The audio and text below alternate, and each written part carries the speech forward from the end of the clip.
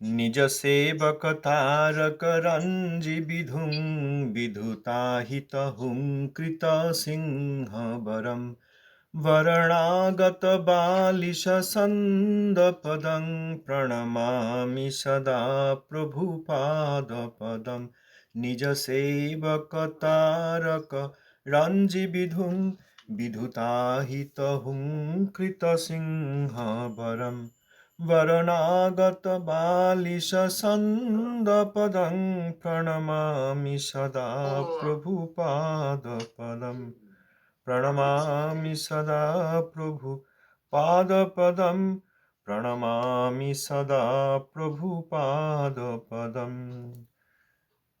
जगद्गुरु प्रभुपाद शिष्ल भक्त सिद्धांत सरस्वती गोस्वामी ठाकुर जी की जय। पतित पावन शिष्ल गुरु महाराज जी की जय। दशमदस्थान आचार्यबृंद प्रभुपादेर पार्षदबृंद वैष्णवबৃন্দ की जय। ভজনানন্দী সমাগত ভক্তবৃন্দ की जय। दंडवत प्रणाम। এখন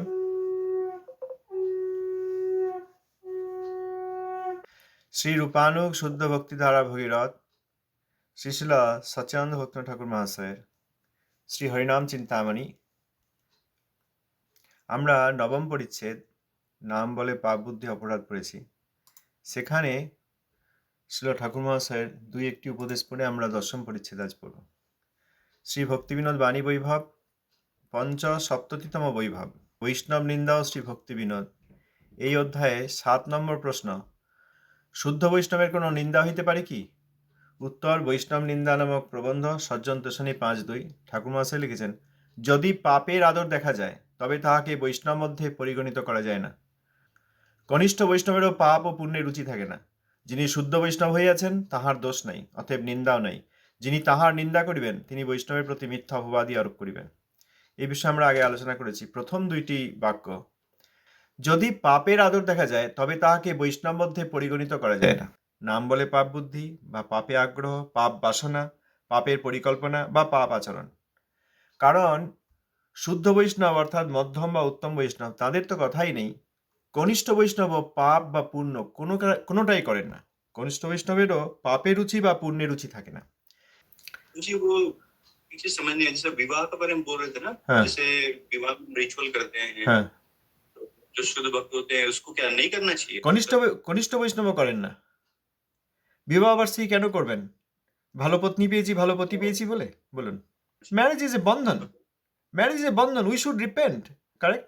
আমাদের দুঃখ হওয়া উচিত, আমি বিবাহ বন্ধনে আকর্ষিত হয়ে গেছি, আমি নিজেকে এখনো স্ত্রী মনে করি, আমি একজন পুরুষকে পেয়ে খুব আনন্দে রয়েছি, বা আমি এখনো নিজেকে শরীর অনুসারে পুরুষ মনে করি, আমি একজন সুন্দরী স্ত্রী যে ভালো করে রান্না করে দিচ্ছে, ভালোবাসছে, হাসছে, খেলছে, গল্প বলছে, তাকে নিয়ে আমার সময়টা কাটছে, না হলে আমার জীবনটা মরুভূমি ছিল, এই চিন্তা করবেন ভক্ত? কিসের বিবাহ বার্ষিকী? কোনো শুদ্ধ ভক্ত কখনো বিবাহ বার্ষিকী করেননি। তারা লজ্জা করেন যে এই জীবনটাও আমার এই বিবাহ আদি বন্ধনের মধ্যে দিয়ে গিয়ে আমার সর্বনাশ হয়ে গেল। হ্যাঁ, তবুও যেহেতু আমার যোগ্যতা নেই, বিবাহ করতে হবে, বিবাহ করে ভগবানের ভজন করতে হবে। সেইটা যদি কোনো শুদ্ধ ভক্ত করেন যে হ্যাঁ এরকম একজন শুদ্ধ ভক্ত পাওয়া গেছে স্বামী বা স্ত্রী রূপে, আমার হরিভজনে খুব সহায়তা করেছেন, তিনি একসঙ্গে এই ভগবানের কাছে প্রার্থনা করতে পারেন যে খুব ভালো, তুমি একটা ভালো সঙ্গ দিয়েছ, আমি ভোগ বুদ্ধি করি না, স্ত্রীকে ভোগ বুদ্ধি করি না, স্ত্রী ও পুরুষকে ভোগ বুদ্ধি করেন না, এই বলে তারা ভগবানের কাছে প্রার্থনা করতে পারেন। এইটা হলে তবু ঠিক আছে, কিন্তু তাদের তো সব সময় নেই, তারা ভগবানের সেবায় ব্যস্ত। আমাকে বলুন, বিবাহ বার্ষিকীটা তো একটা জাগতিক বন্ধনের ব্যাপার, সেখানে আবার হ্যাঁ হ্যাঁ ম্যারেজ ইউনিভার্সিটি, হ্যাঁ বিবাহ বার্ষিকী marriage university, why marriage anniversary? So this is the day I got more conditioned. Wow, great, let's celebrate, correct? This is the day, हाँ विदेशी धर्म है ये सब, पहले भारत में कहाँ था ये सब चीज? না নেই থা, সেই তো मैं कह रहा हूँ। বহু শুদ্ধ ভক্তের ঘরে সেই সময় যাওয়ার সময় হয়েছিল, এই 70 সাল 80 সাল। হ্যাঁ, তখন প্রভুপাদের বহু সব গণ প্রকট, প্রভুপাদের অনেক শিষ্য শিষ্যা, তারাও গৃহস্থ আশ্রমী, কোথাও গিয়ে দেখিনি যে এদের ম্যারেজ অ্যানিভার্সারি হচ্ছে। তারা হরিনাম কীর্তন করতেন, রেগুলার করতেন, তারপর কোনো একটা সময়ে শুদ্ধ ভক্তদের বাড়িতে আমন্ত্রণ করতেন, তারা এসে হরিনাম কীর্তন করতেন। তারপরে birthday, what is birthday? Birthday মানে কি? এক একটা জন্ম আমি বদ্ধ হিসাবে পাচ্ছি, এই জন্মে একটা বদ্ধ শরীর পেয়েছি, তাহলে কি সেলিব্রেট করি? Here is another condition life, let me celebrate, হয় নাকি? জন্মদিন পালন কে করতে পারেন? শুদ্ধ ভক্ত করতে পারেন। কি না, আগে আমার অনেক জন্ম হয়েছে, পক্ষী জন্ম হয়েছে, পশু জন্ম হয়েছে, কীট পতঙ্গের জন্ম হয়েছে, মৎস্যের জন্ম হয়েছে, তারপর অনেক সময় জন্ম হয়নি, কিন্তু এখন একটা মানব জন্ম হয়েছে। এর আগে অনেক মানব জন্ম হয়েছে। আমি চীন দেশে জন্মেছিলাম, আমি ইউরোপে জন্মেছিলাম, আমি অন্য ব্রহ্মাণ্ডে কোথাও জন্মেছিলাম, নরকেও জন্মেছিলাম, যাতনা দেহ পেয়েছি। এখন এই পৃথিবীতে মানব দেহ হয়েছে। তবে এই মানব দেহের একটা বিশেষত্ব আছে। যদিও এই মানব দেহটি বদ্ধতার ফল এবং বদ্ধতার কারণ একই সঙ্গে, কিন্তু এই জন্মে আমি হরিভজনের সুযোগ পেয়েছি। প্রভুপাদ লিখেছেন উপদেশামৃতে, আমরা দেখতে পাই যে মাতা পিতা সব জন্মেই পাওয়া যায়, কিন্তু এই হরিভজনের উপদেশক সব জন্মে পাওয়া যায় না। এই জন্মে মানবদেহ পেলেও, একটা বদ্ধ জন্ম আবার পেলেও, এই জন্মে হরিভজনের আমি উপদেশ পেয়েছি, শুদ্ধ বৈষ্ণবের আশ্রয় পেয়েছি, এই মনে করে তিনি সেলিব্রেট করতে পারেন। কিন্তু তবুও এই জড়শরীর পাওয়ার দিন বদ্ধ জীবের মতো, সামাজিক জীবের মতো জন্মদিন পালন হয় না। অতএব এই জন্মদিন পালন, বিবাহ, ম্যারেজ অ্যানিভার্সারি, বার্থডে, অমুক তমুক, এইগুলো সব এই প্রাকৃত ধারণা থেকে এসছে। আমার বাবা মা মনে আছে, নিজের কথা তো বলা উচিত নয়, তবে শুদ্ধ ভক্তের গৃহে দেখেছি ছোটবেলায়, তখন ওই আরতির একটা বিশেষ ব্যবস্থা করতেন, যে আজকে এই জন্ম হয়েছে, ঠিক আছে, এই শরীর পেয়েছে, বদ্ধ শরীর, কিন্তু ভগবানের ভজনের সুযোগ পেয়েছে, আজকের দিন বিশেষ করে ভালোভাবে ভগবানের সেবা করুক, আরতি করো। আরতি করতাম ভালো করে ছোটবেলায়, এখন খুব ছোটবেলায় মনে আছে, 3-4 বছর বয়স, তখন থেকে। তার আগে হয়তো করেছি, আমার ততটা মনে নেই, কিন্তু 3-4 বছর বয়সে যে সেটা মনে আছে। তা শুদ্ধ ভক্তের গৃহে জন্ম হয়েছিল সৌভাগ্যবশত। তা জন্মদিনে কেকও কাটিনি, কেক বলে কোনো জিনিস ছিল না, আমরা কোনো কেক ফেক খেতাম না, কোনো কেক খাওয়ার কোনো রেওয়াজ ছিল না, কেক, পাউরুটি এসব খাওয়ার রেওয়াজ ছিল না, ভগবানের ভোগও তো প্রসাদ পেতাম। তো সেই দিন কী করা হয়েছিল দেখতাম, বাবা মা এরকম ভালো করে সাজিয়ে আরতি, ভগবানকে আরতি করার, কীভাবে আরতি করতে হয়, কোনখানে কতবার দর্শন করতে হয়, আরতির সময় কী ভাবনা করতে হয়, সেই 3-4 বছর বয়সে শিখিয়ে দিয়েছিলেন। এখানে সাক্ষাৎ ভগবান রয়েছেন। তারপর সন্ধ্যাবেলায় যে দুয়ারে জল দেয়, এই বদ্ধজীবীরাও দুয়ারে জল দেয়, তাদের একটা ধারণা থাকে। আমাকে আমার বাবা বলেছিলেন, দুয়ারে জল দেবে, ঠিক আছে, ভালো জল, শুদ্ধ জল নিয়ে যাবে, দেখবে এইখানে দেবী এসেছেন, দেবী ফিরে এসেছেন, তার চরণটি বাড়ালেন, সুন্দর রাঙা চরণ, সেইখানে তুমি চরণে জল দিচ্ছ। এই হচ্ছে সন্ধ্যাবেলায় দুয়ারে জল দেওয়া। এই সবই সাধারণ বদ্ধজীব, সমাজবদ্ধ জীব যা করে, সেইগুলো সব প্রাকৃত। এইগুলি একটা অপ্রাকৃত ধারণার ছায়াছবি, প্রতিচ্ছবি বা রিফ্লেকশন। এই অপ্রাকৃত ধারণাটা কি, ছোটবেলা থেকে আমি দেখেছি।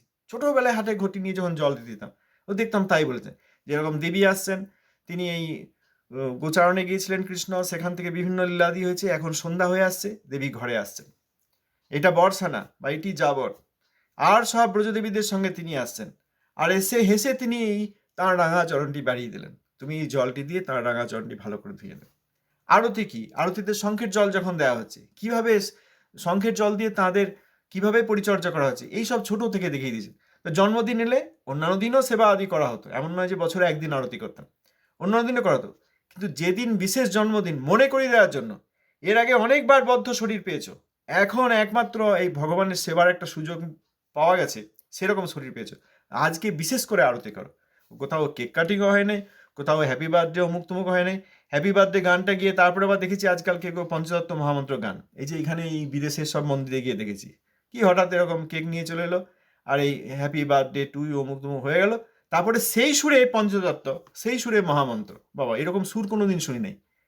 এইগুলো মহামন্ত্র আর পঞ্চতত্ত্ব দিয়ে, এই ভগবানের নাম দিয়ে যেন আর একজনের জন্মদিনের সেবা হচ্ছে, এর চেয়ে বড় নামাপরাধ হয় বলুন তো? যেগুলো ছোট থেকে দেখিনি, আজকে সেগুলো নতুন করে, আপনি ঠিকই বলেছেন, বৈদেশিক একটা ধারণা থেকে সব এসে গেছে, এর মতো বড় নামাপরাধ আর হয় না।